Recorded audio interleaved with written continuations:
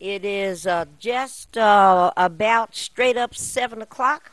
And if you were looking for the Friday broadcast of Ask Welfare Rights, I think you have discovered it yet again. I don't see it on the screen yet, but I'm sure that very soon something's going to show up to let us all know that Welfare Rights is live and on WHPR.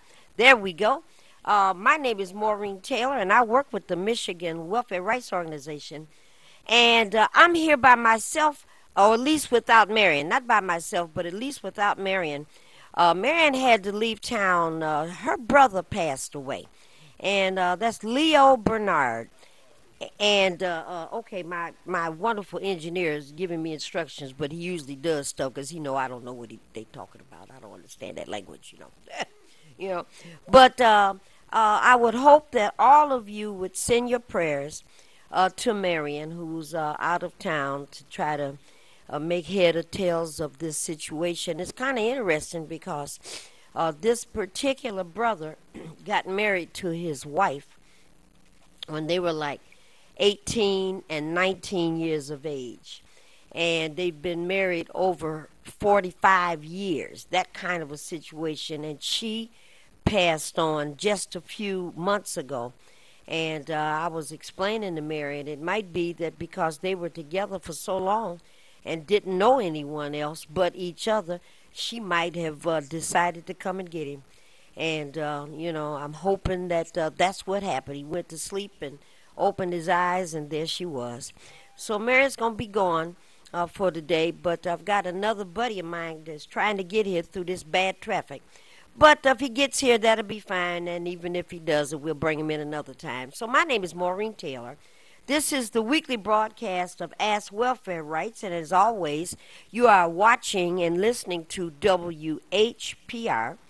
Call-in numbers are on your screen, 313 area code, coming out of Highland Park, 868-4336. Or area code 313, same area code, 868-0351. Or if you're watching online, you can most certainly watch us online at www.tv33whpr.com. And of course, you're watching TV33 WHPR that broadcasts in Detroit and in Highland Park and Romulus, and there are other places that are able to get the broadcast. And hopefully you will be watching us for the rest of this next hour, and we'll see what how much further we can go with this wonderful station that is a community-driven station. All right, let's see. Robotics is the big thing right now. Richard Harrison is still recovering. And Richard and I used to broadcast together for a number of years. And we used to always talk about the role of technology. And the role of technology is extremely important now. And that's because technology has advanced so much that it is almost replacing individuals and hands. My guest is here, and in a second he'll figure out how to go around over there and come around over here, and we'll make that happen. So in any event, as this technology begins to replace human beings, we could see more and more technology is becoming an issue. And there is a group called First Robotics. That's what it's called. And I've only heard of them a couple of times. And First Robotics is involved with something called STEAM. I put my STEAM shirt on today. And STEAM stands for Science, Technology, Engineering, the Arts, and Math. And so a lot of technological advances are being brought forward and whatnot. And we're trying to get the kids at my school, and certainly the kids at all the schools, to get more heavily involved in science, more heavily involved in math, more heavily involved in arts, certainly the sciences. And this First Robotics group, this is their first year at Cobo Hall and at the Ford Field. And some 31,000 people have registered to attend Thursday and Friday. And they're bringing Lego robots. They're bringing all kinds of technological challenges from grade 2 through grade 12. And I think there are some college students that are attending as well. So we're going to go on one of those days, probably that Friday, the 27th, but wanted to make certain that the WHPR student audience and visual audience is aware of this event that's coming up at Cobo Hall, and again being staged because there's so many people that registered. They'll be at Cobo Hall, and they will also be at Ford Field. It is free to the public. I think you only have to pay for something if you are intending on having a presentation. So there are robots, there are drones, there are sumo robots, there are Lego robots, there are all kind of building activities and whatnot. And the all Brightmore community, and we're talking about 48223, 48228, 48227, over in the area where Detroit Community Schools is, and all of the schools over there in that area. So we're talking about Old Redford, we're talking about Christ the King, some of Cody if they're interested, certainly my school, Detroit Leadership Academy, and several churches. We're all partnering together. So we will be able to move together for our own demo day activity that is now scheduled for Friday, June 1st. So there are a couple of things that I wanted to announce, and certainly April 26th and April 27th are the dates that the first robotics is going to be down at Cobo Hall at Ford Field. And parents and grandparents and relatives and friends and students, you should register to get to that particular event because it does represent the technology of the future.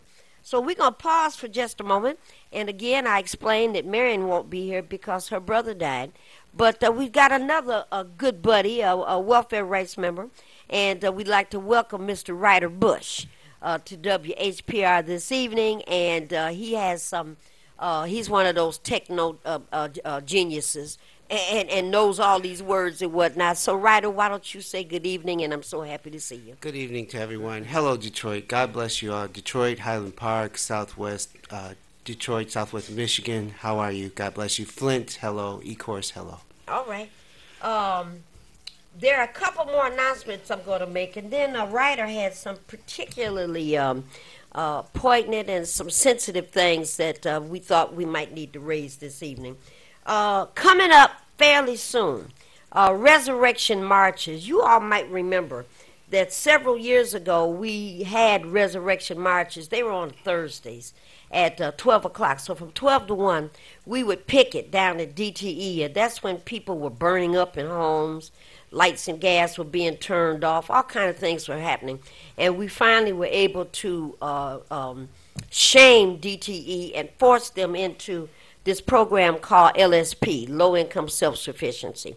And the burnings stopped. And, you know, pretty much a whole relationship, a different kind of relationship was built. Well, we're going to go back to resurrection marches again, but this time resurrection marches down at the water department, because it appears as if we cannot make the folks at the water department see that disconnecting water or threatening to disconnect water is shameful, it's draconian, and it's a sin.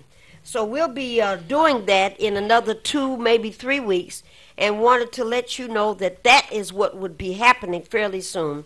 And we're going to announce the exact date that we're going to start in a week or 2 or 3, a few more days. So, a caller, you've been patient, and thank you for waiting, and thank you for calling Ask Welfare Rights. You're our first caller of the evening. Good evening. And good evening, sir. You know, Maureen, when you started to mention, you started to show off mentioning the expanding technological world that we live in. Yes. I just got off having a deep conversation with somebody about technology and the perils that come with it. It's one thing that this technology has created a different kind of environment which fosters maybe a better, more comfortable way to live. But as it moves on, And there's a lot of scientists and people who are listening to this, including myself. I'm not a scientist, but in my own way, I guess I am. There is going to be literally billions of people eliminated from the planet, so the remaining few can live a certain lifestyle. Have you guys heard of the singularity? Oh, you're correct. I mentioned Richard and I, and the years that we broadcast and how we talked about, it was a time when technology enhanced labor. But now this new technology replaces labor. And you're absolutely correct. In the hands of this 1%, technology is going to make all of our lives pure hell. Miserable. Pure hell. Now, here's what we have. We've got 327 million people that live in the United States of America. And a whole bunch of them every single day while you and I are having this conversation right now, they're losing jobs. They're not going to ever be able to work again. That's how we get that conversation around if you want Medicaid, you have to work 29 hours to get it. And all these kinds of, your water could be turned off. All kinds of ways to eliminate people because of this technology. In their hands, we're going to suffer. If you and I and Ryder were in charge, hey, now the workday could be 2 hours a day. Everybody could get a job. We wouldn't have anybody homeless on the block. Time for your creative that's the issue, and that's where the fight is. Drawing and all of that. I want to add to that.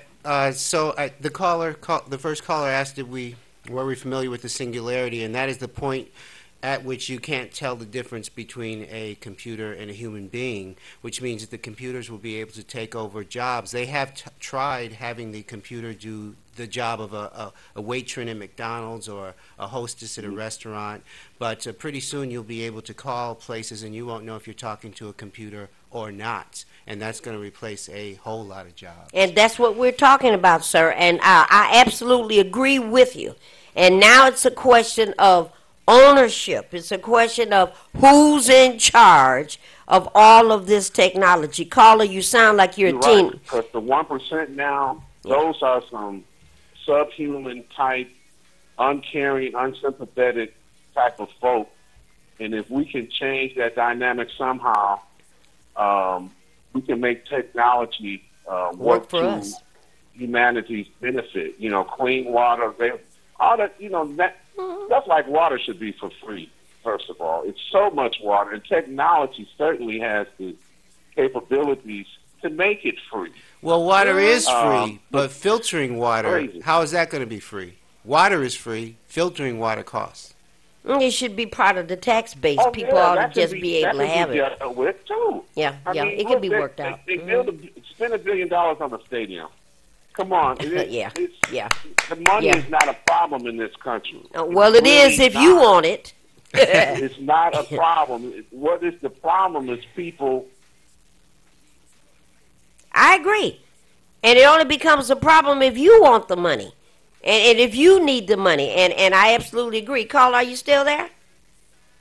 All right. I think we lost that gentleman. But, sir, I'll tell you from your lips to God's ears, Ryder and I are on that page, and we absolutely agree with your sentiments and your analysis. In the hands of that 1%, we're going to suffer, I'm telling you.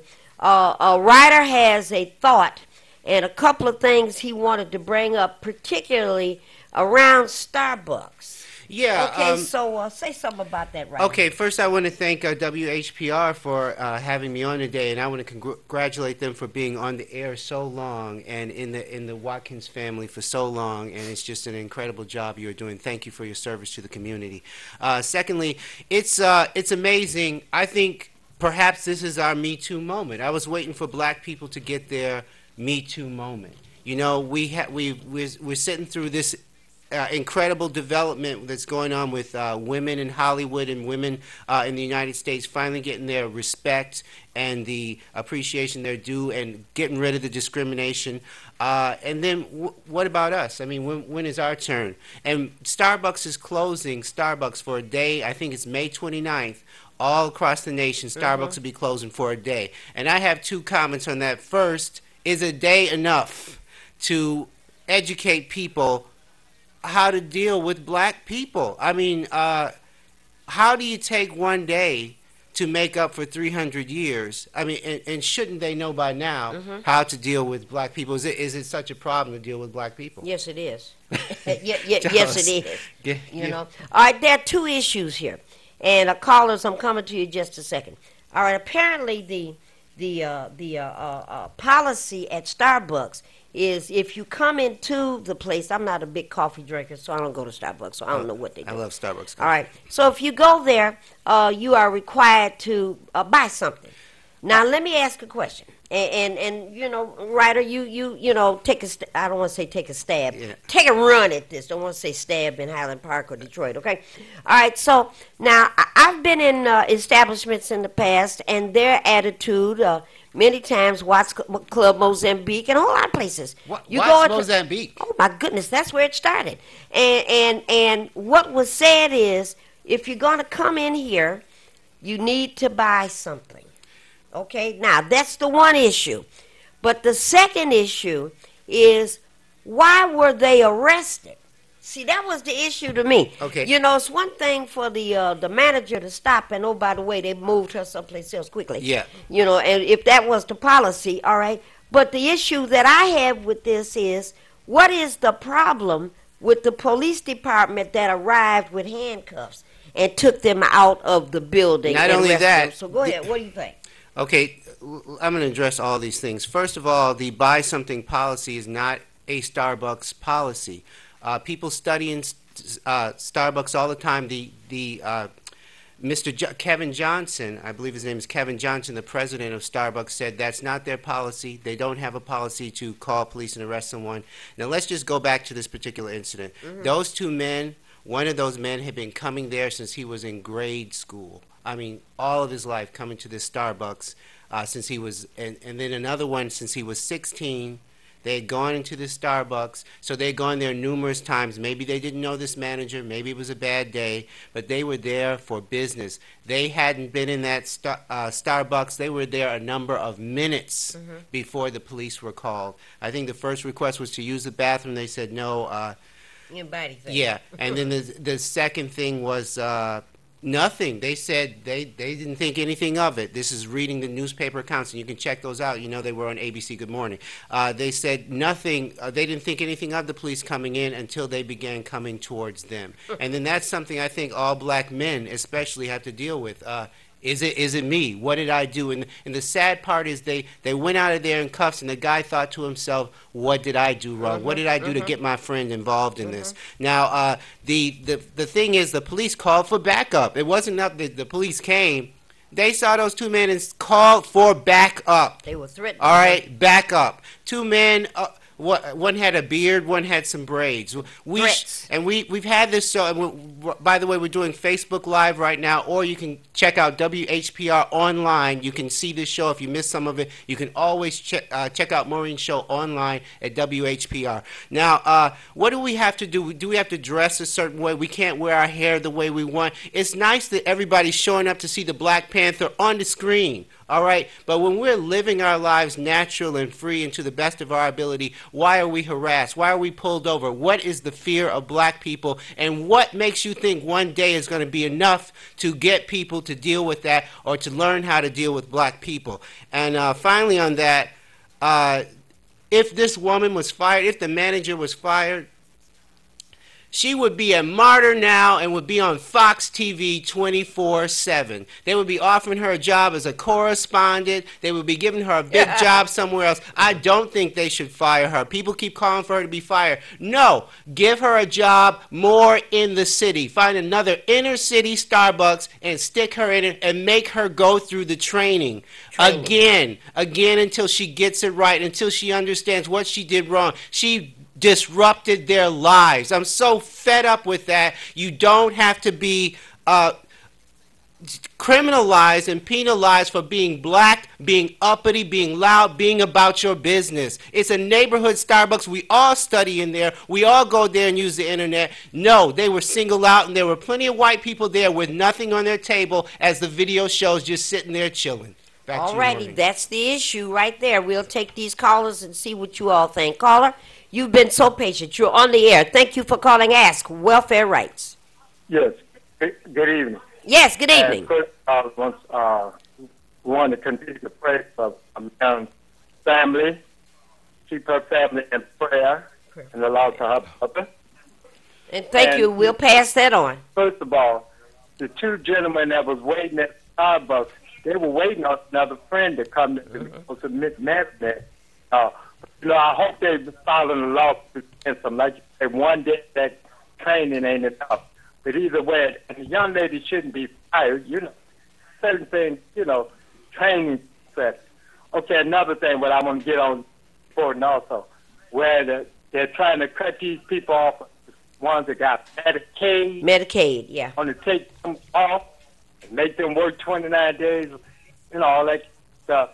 And, they steady trying to take food out of our children's mouth. And that Donald Trump and all them Republicans cares nothing about nothing and all like that. Don't go to Starbucks. I make my own coffee next to the house. I ain't paying that tax money for no cup of coffee, $7. Okay, I'm going to hang up and listen. All right, you talking about you don't want to pay $42 for a cup of coffee. I ain't mad at you. Well, Caller, are you on the air? Hold on 1 second. Caller, you on the air? Happy Friday. And happy Friday to you, dear. Go ahead. Yeah, my prayers is with Marion and the family. Thank you, dear.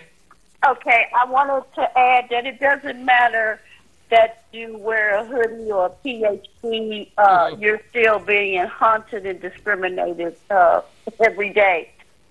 It's like it's a normal pathway or passage of life or something. When it comes down to the cops, to me, they're just like plantation overseers. They get to break the law to break you. And so they're, and they kill me with this so-called training. How do you train people to stop hating? Somebody that's been involved through probably family, friends, and neighbors and taught to hate. So how do you legislate, the stopping of the discrimination and the hating that's going on? I don't know what we can do about that. All right, has got a response. Well, I think you're exactly right, ma'am. I don't think it's possible in one day to take out something that's been inculcated and entrenched in people for so long. I just don't think one day is possible, and that needs to be part of an ongoing training. But that they're willing to make that commitment, I mean, that is a lot of money, millions of dollars. And if they're willing to make that commitment, that's an effort. That's a step in the right direction. So, we can't really fault them for that. But this is something that all companies need to do. And going along with what else you brought up, Medicaid, the previous caller brought up Medicaid.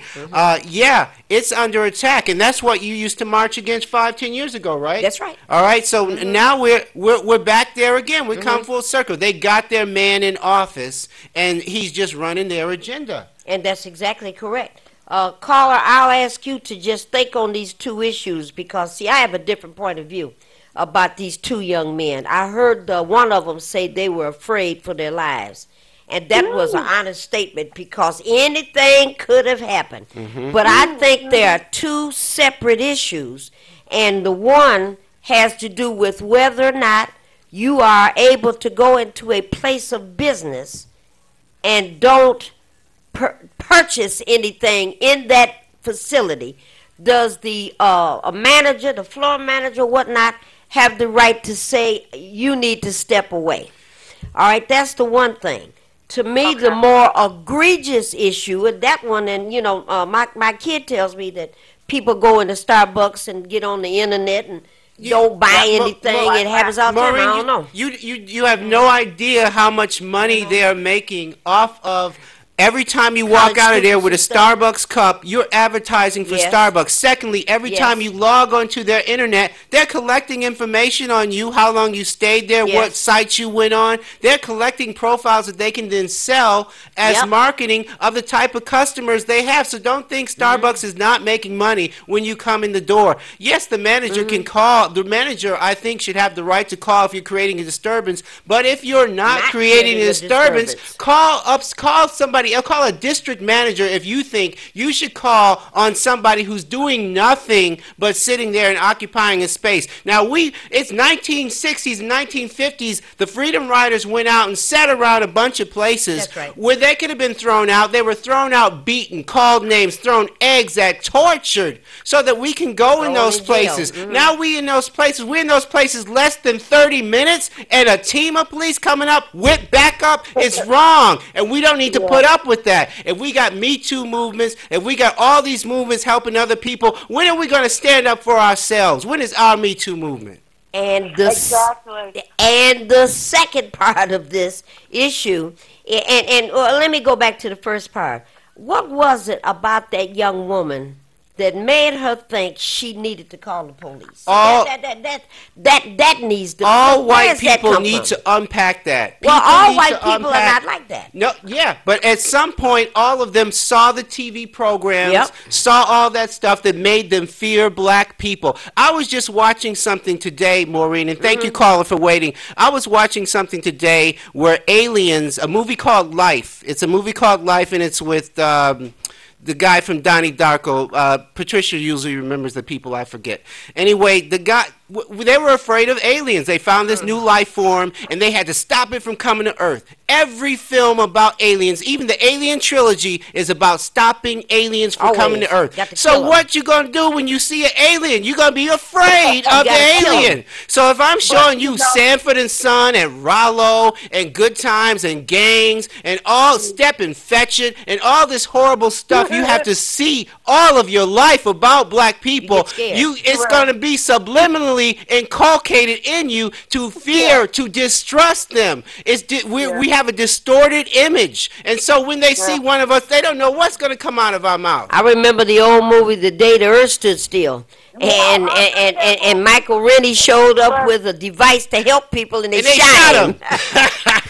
That's what happened. That's fear. Fear is taught. Carla, go ahead and finish out your thoughts. Go ahead. Okay, I'm just thankful that the young men are safe. Yes. And I'm hoping that they'll be able to sue, and that this woman will be reprimanded, because other stories was told that she is uncomfortable around black males.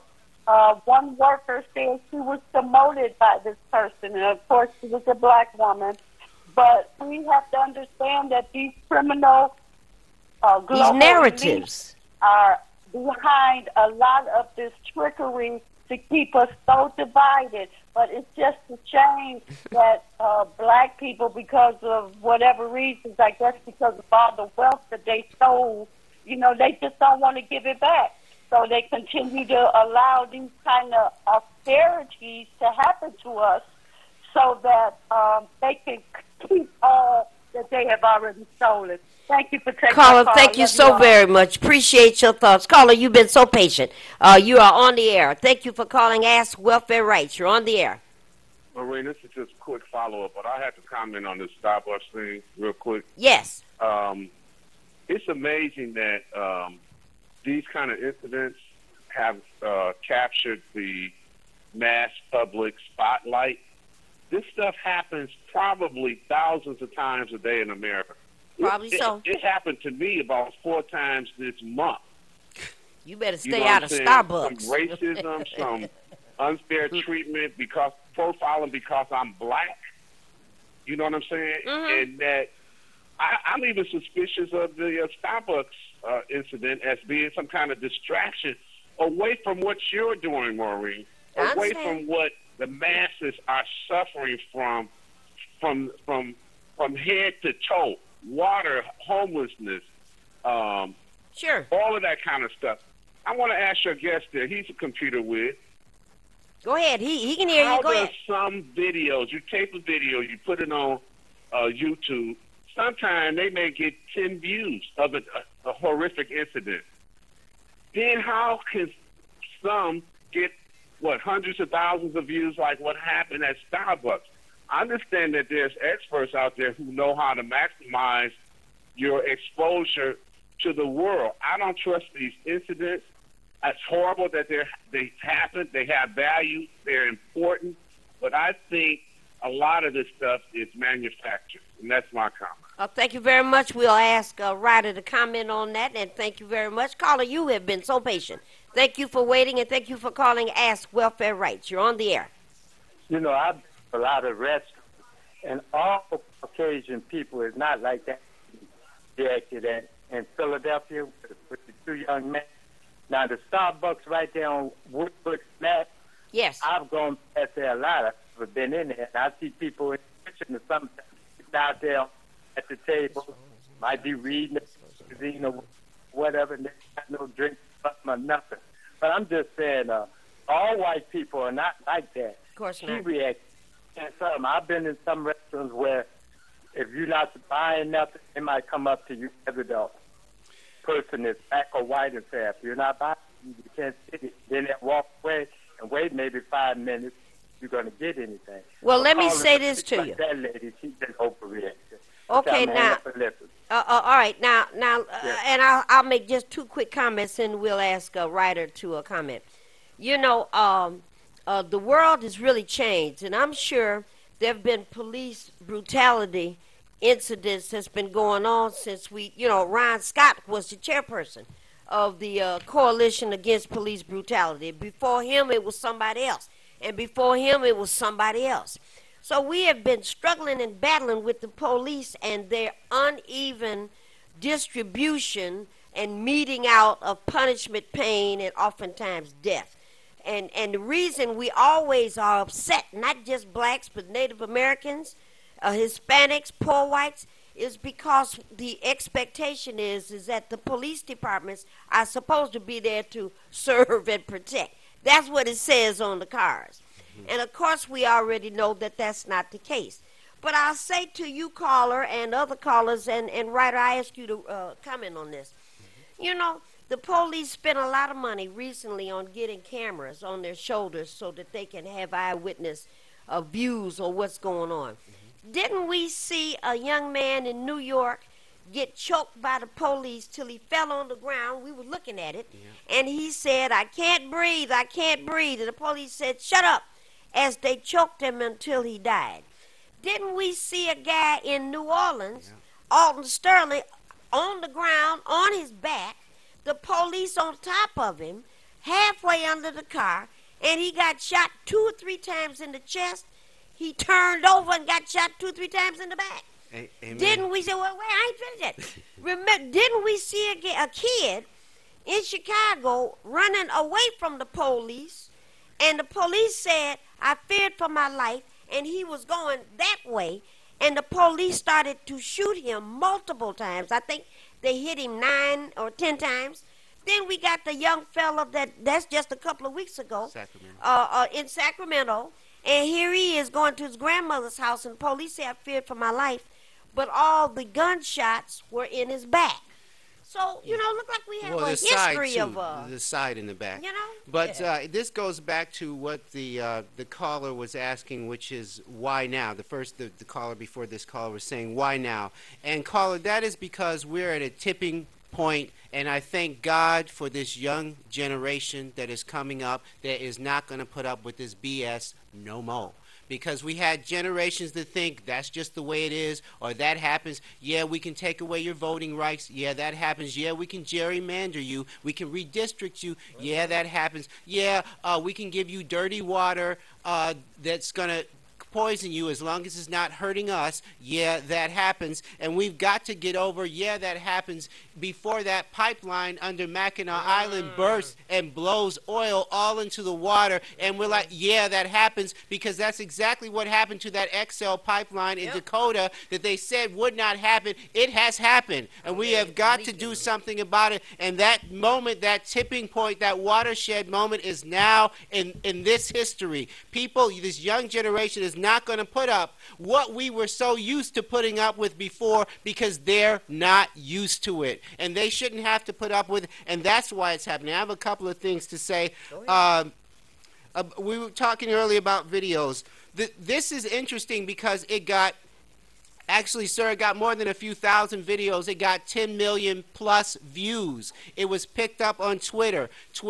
It was picked up on Facebook. It was picked up on YouTube. It's all over because people are just fed up. How much is enough before you say, I'm mad as hell and I'm not going to take it anymore? And they're just not taking it. They're walking out in school today. On the day of the school walkout, someone else is shot in a school. Someone else in Florida, Ocala, Florida, somebody else shot. So, you know, people are just, we're done with it. We need to change those gun laws. I don't need an AR-15. I don't. Nobody needs an AR-15. So we have to be realistic. It's not a constitutionally protected right. What should be rights are water, freedom of speech, freedom of assembly. Oh, 2 of those 3 are in the Bill of Rights. Yes. Going down, those men should have been afraid for their safety going to there, because you don't have to be just at the point of arrest to get killed by police. Don't forget what set off the Baltimore riots of recently.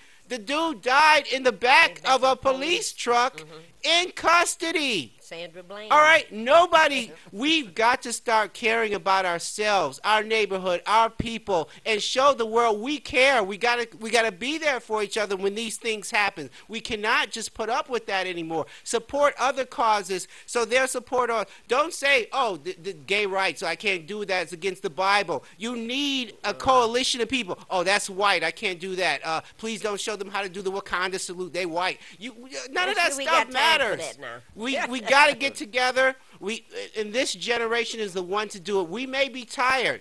We may not get there, but this generation can, and we need to support them. Thank you. All right, writers talking about change. And one of the callers indicated that some of this stuff might be a distraction. I believe all of it is. And I believe that the bottom line is that 1% that is making our lives absolutely miserable. And it just goes on, and every now and then, now we got to look at Donald Trump and Stormy. She was here the day before yesterday. And next week, Juicy going to show up. And then Naughty will be here the week after that, you know. All of them. All of them women. coming. And while that's going on, the water department is still talking about disconnecting water.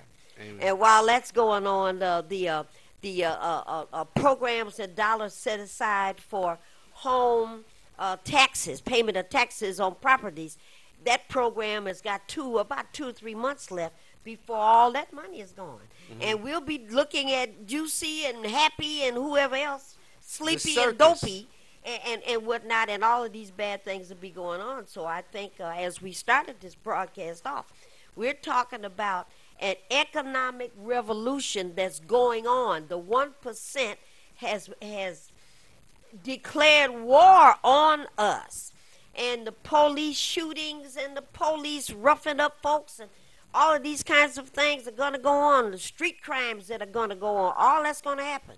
But there is a much bigger picture that's going on, and I think Ryder's absolutely correct. At what point are we going to take hold? I mean, I'm prepared, certainly at Welfare Rights, to just put a hold on everything that's happening and go get those 14 and 15-year-olds that look at us on TV and ask that question, why do I have to fix this? That Emma, T14, she was talking to me. I thought, oh, my God. Yeah. You know, Amen. but, you know, absolutely correct. Say something about John Engler propositioning those girls, and if I write you a check for $250,000, will you drop your lawsuit up at Michigan State University? John, okay, yeah, that's true. Yeah, okay, so, well, he had come in, and what is his job, the chancellor? He's a president of the college. Okay, so he's come in there, and of course, his job, I've seen him be very truculent with the news reporters. He's very defensive about that and seemed to say, hey, yeah, you're focusing on us, why don't you focus on ESPN? This is something that I read, and he wants to get, his job is to defend Michigan State. Yep. And so it's possible that he offered them money. It's quite possible. We're saying now, many callers and many people on my Facebook at Ryder L. Bush have said people should, these guys in Philadelphia should sue Starbucks and get money. So perhaps Engler's thinking, okay, perhaps they want money. The minute you take that money, it detracts from your veracity in a court of law, because they'll say you were doing it just for the money. all the time they do this. You know this. Even the prosecutors of Bill Cosby, the prosecution witnesses have to go through, did you take money? Did you settle? Did you do this? You know, they drag you through the mud. So, yeah, if they took the money, it would have been more trouble for them. But, yes, there's a part of us in America that thinks, okay, let's settle this. Let's take the money. So it's possible that he offered. It's horrible if he did, but you can see why he did. But here's the background of John Engler.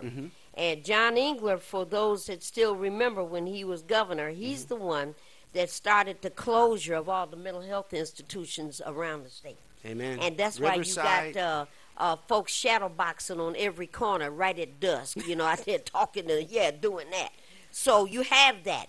He's the one that instituted legislation and got it passed to make certain that teachers could not picket and couldn't ask for higher wages, and if they went on strike, they could get arrested. He's the one that started the rolling ball to get food stamps taken away from low-income people. He hated folks on welfare. Not just that, Norplant. He had that Norplant stuff going on where women were encouraged to have this thing put in their arm that kept them from having children, so the welfare roll would be less. Meanwhile, he got 6 kids. He had triplets, double triplets. All right, now don't be talking about that ugly. Caller, you're on there. Thank you for waiting, and thank you for calling Ask Welfare Rights. Well, good evening, fellow patriots. And hello, Big Les. How are you? I'm good, Mr. Ryder Bush. Hey, Les, how you doing, sir? L. Bush. God bless you. Happy 420. Listen, everybody knows that John Engler was a snake when he got there, and the children probably Googled him like they can do today, and they found out who the snake was. Now they want him, which is a good thing. Google is a good thing. Yeah, he's back in a 6-figure job, caller. Yeah. Now imagine this, Les. How long is he going to be there? Until they run him out of town. Until the children. I love this resurgent activism. Yeah, imagine this, Les. Les, what do you think would happen if the recall petitions for John Engler happened in today's Detroit, today's Michigan? We tried twice unsuccessfully to recall John Engler. Do you remember that time? Right. But do you think in today's social media world and active young people world, do you think we could get him recalled? This guy would have been gone in 24 hours. We would have had the signatures in 24 hours. If this thing go viral in a short amount of time, that's why I say this is a good time for revolution. Amen. I've always thought that Gil Scott-Heron was wrong when he said the revolution wouldn't be televised. I knew it would be. Amen, amen. I got to think about that. By the end of the call, I'm going to think to myself why he would say that, and I'll give you an answer to why he would think that. I think he meant. I can tell you right now. It's from the street. It's silent. It's not going to be commercialized. They're not going to have your favorite star in it. It's going to be grassroots. The revolution won't be televised. There won't be no commercials. It's not going to be something that you're going to see people and it's going to be the grocer, the garbage man, the mailman. It's going to be regular people that decide when they've had enough, as they're doing in that school. Those weren't stars. The big names stayed out of it. George Clooney gave money to those people in the school in Florida and stayed out of it. They have taken that to the Supreme Court, Congress, Florida State Supreme Court. They're doing everything they can to keep that momentum going and alive. They're boycotting commercials on Fox. They're serious. So I think when he said that it won't be televised, I think he more or less meant commercialized less. Well, just like the civil rights movement, the young people who had plenty of time and had really nothing to lose. Had to break the blackout. That's right. That's right. So yep. I take my hat off to the young revolutionaries, and I wish the momentum go up.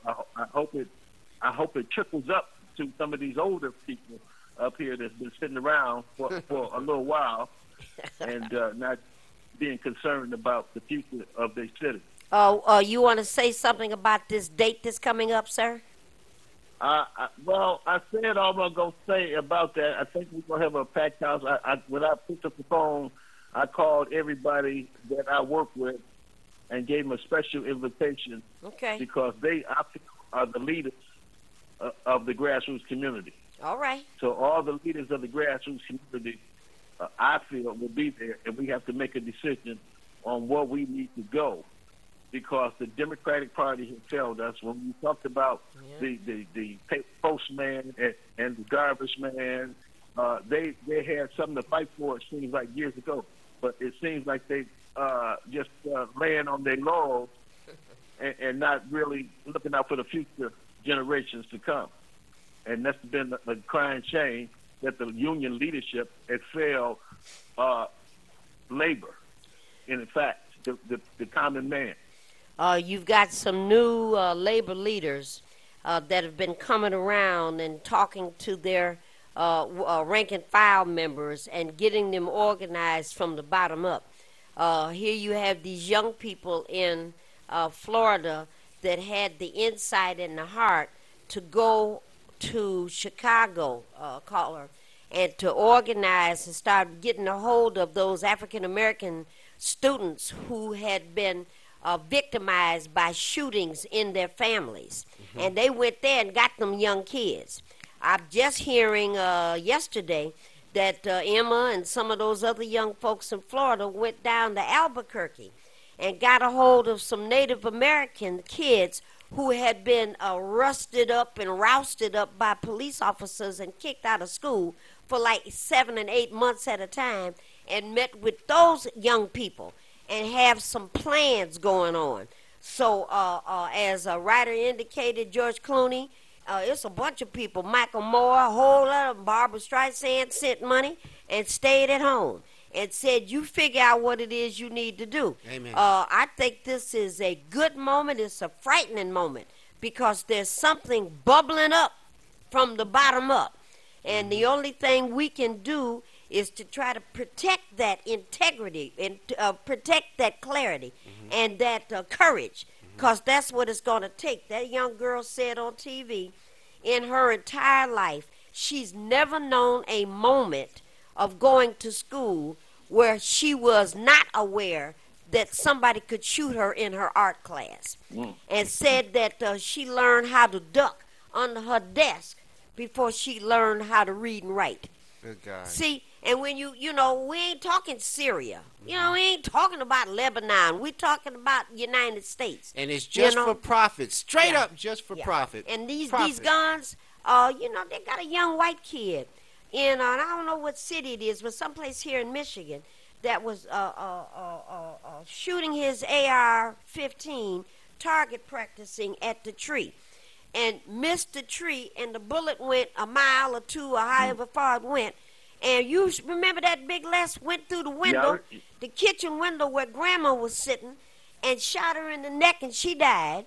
And on the bumper of her car, she's got a big bumper, or she had one that says, I support my right to carry my guns.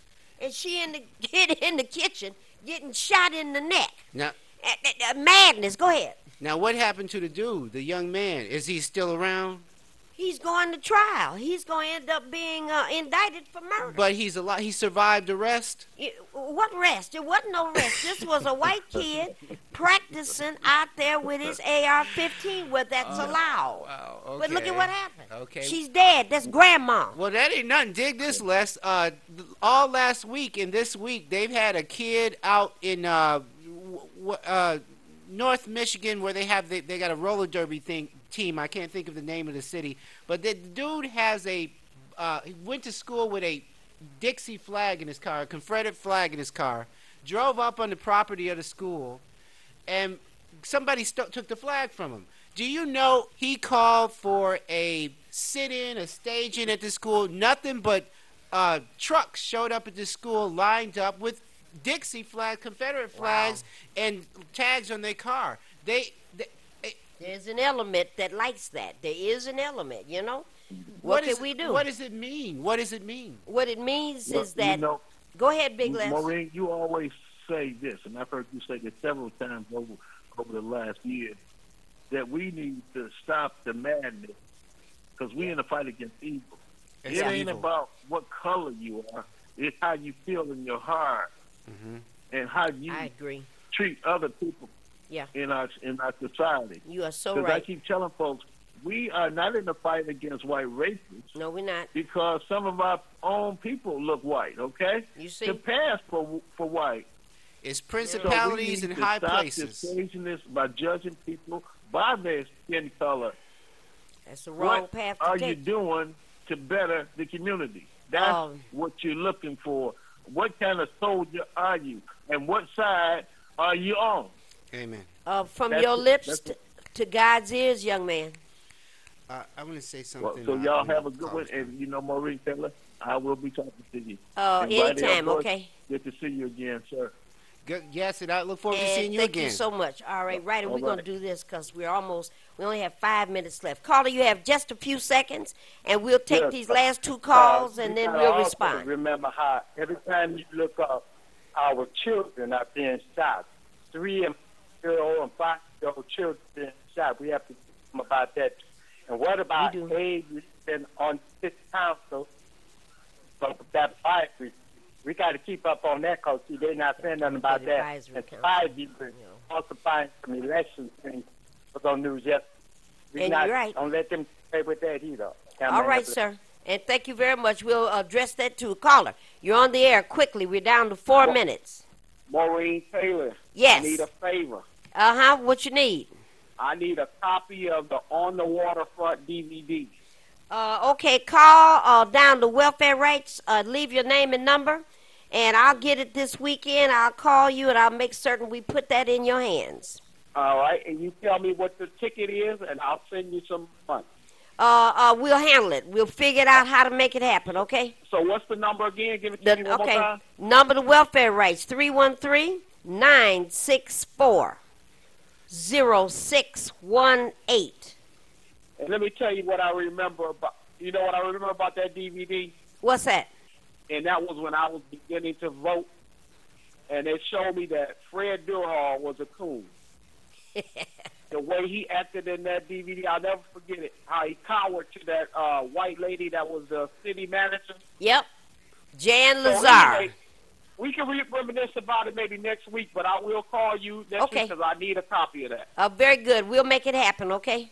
Thank you, ma'am. All right, dear. All right, Ryder, you have a minute and a half to finish Okay. up your comments. Okay, and let's where you circle wanna back end. to this, which is should you have to buy something in a cafe? So I remember when I was young, I used to go to the Frank's corner store on Finkel and St. Mary's. So I go up there to Finkel and St. Mary's, and it was cold. We would wait for the bus, and Frank would say, "Okay, you have to buy something. If you're going to stay in, you have to buy something." So I bought a Hostess apple pie. It was 35 cents back then, or whatever. So yes, I think I've grown up being taught you should buy something, but this is not my generation. All right, and then to say the person never spends any money because they did not spend any money that day is wrong. All right? He has been going there since 16 and the other one grade school. They have spent monies in Starbucks. All right? They just because they didn't spend money in the first 10 minutes that they were in there does not mean they're going to not spend money. They're waiting for somebody. That's right. Second thing, when it comes down to the reason we go to Starbucks, it's the internet. It's the neighborhood hub. You can talk, not like the library. I propose that since we have 3 casinos, that we come up with a way to create some workplace for children where they can go and use computers, not just a basketball rim, because they sure did come up with that velodrome at 75 and Mac where you can ride around in a circle in the back, PDQ, pretty darn quick. Why can't we get some place with computers in them, donated from people who are interested in seeing our children learn? Thank you. That's all. All righty. Well, we've got issues of police brutality. We've got issues of police misconduct. We have issues of $42 cups of coffee at Starbucks. We've got all kinds of things, and at the end of the day, we have children in all kinds of schools not being taught cursive writing. So we have a plethora of issues. A lot of these things are going to come to a head fairly soon with these resurrection marches. Poor People's Campaign is blowing up all around the country. Effective Mother's Day. There will be a national launching of civil disobedience across the nation. I believe Poor People's Campaign is involved in 47 states right now. So there are all kinds of things going on, and to the degree that some of these things might be distractions, we can still chew gum and whistle at the same time. We can keep all of these things in our mind, and I think we should. It's just a pleasure to have my darling Ryder Bush on to sit in with me this evening. He means so very much to me. And we've gone many, many years hanging out and whatnot, and we're going to go a little bit longer. Amen. This is the weekly broadcast of Ask Welfare Rights. I hope you've learned some things, and certainly you've taught me a few things this evening. If the Lord is willing and the creek does not rise, we will be back, or one of us will be back for sure next Friday. And I'm going to say it again. You guys better stop that smoking those cigarettes and all those bumpers all on the service drive. And so slow down those cars and whatnot. Let's see if we can give death a holiday this weekend, long term, and let's find a way to not hurt anybody between now and at least next Monday. My name is Maureen Taylor, Michigan Welfare Rights. We're signing off. We'll see you next Friday. Or at Watts, Mozambique. I remember that.